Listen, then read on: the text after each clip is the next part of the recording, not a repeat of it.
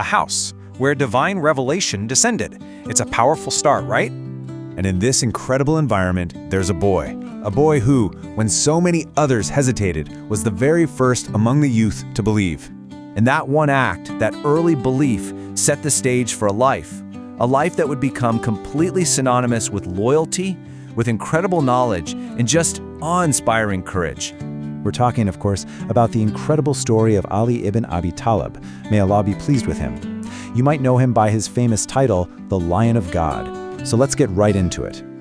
All right, so our story begins in Mecca, focusing on his blessed childhood spent directly in the company, right under the shadow of the Prophet, peace be upon him. So he was born to the Prophet's uncle, Abu Talib.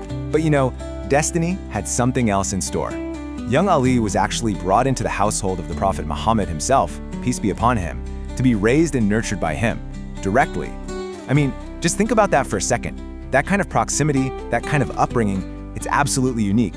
So you can imagine, when the first revelation came, a lot of the older, more experienced people were, they were scared, or they were in denial. But not this young boy. He stepped forward, no hesitation whatsoever, and just said, I believe. He became the very first among the youth to embrace Islam. And that's just such a powerful testament to his pure heart and his unwavering conviction right from the start. And that conviction he had as a boy, it just grew and grew, building a life defined by incredible loyalty and bravery. And we're not talking about abstract ideas here. Oh no. These qualities were proven, time and time again, in some of the most dangerous situations you can possibly imagine. Okay, picture this. It's the middle of the night in Makkah. The enemies of Islam have the Prophet's house completely surrounded, and their plan, it's simple and it's brutal. They're there to assassinate him. The tension must have been absolutely off the charts. So in this incredibly critical moment, the Prophet, peace be upon him, turns to young Ali, and he gives him an instruction that shows just how much trust he had in him. He says, "You sleep in my place, on my bed." Now think about what that means. Ali knew. He knew that there were assassins right outside that door, ready to kill the person in that bed. And yet, he lay down without a second thought, completely ready to sacrifice his own life.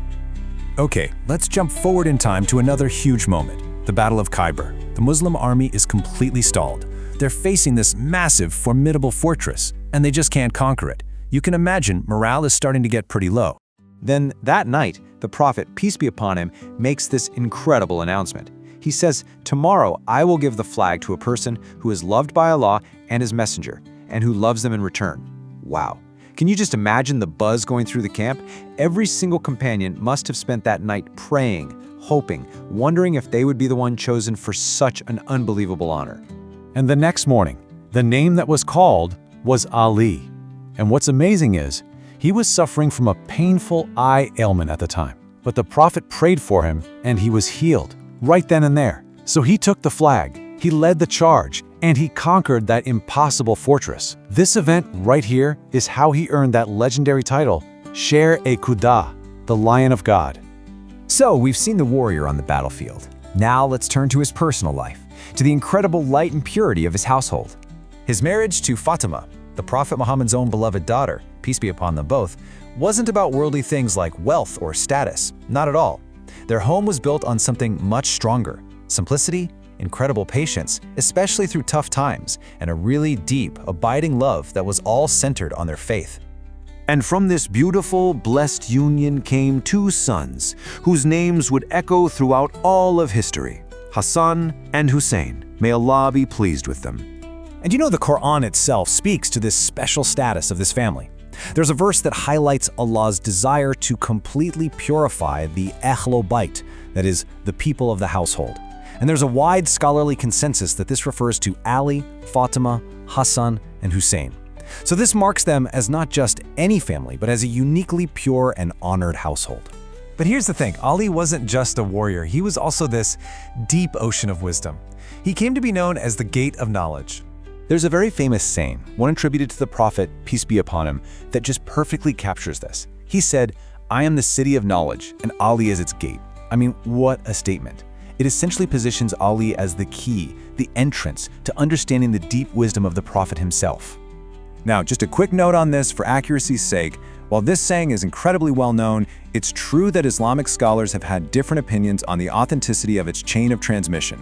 But, and this is a big but, what is completely undisputed by everyone is that Ali was, without a doubt, one of the most brilliant and wise jurists, scholars, and judges among all of the companions. That part is rock solid.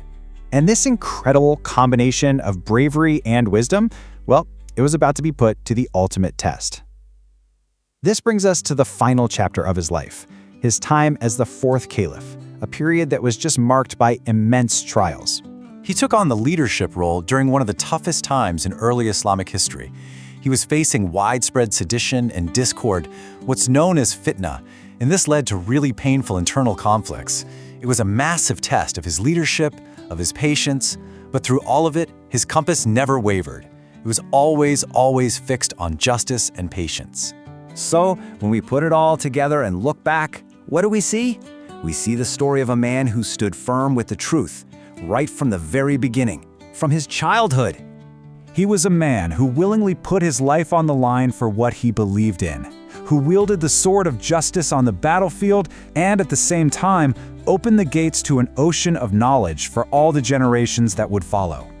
And that right there is why his story is so important for us today. The main takeaway? Well, it's what our source material so powerfully says at the end. This isn't just history. It's not just a story from the past. It's guidance.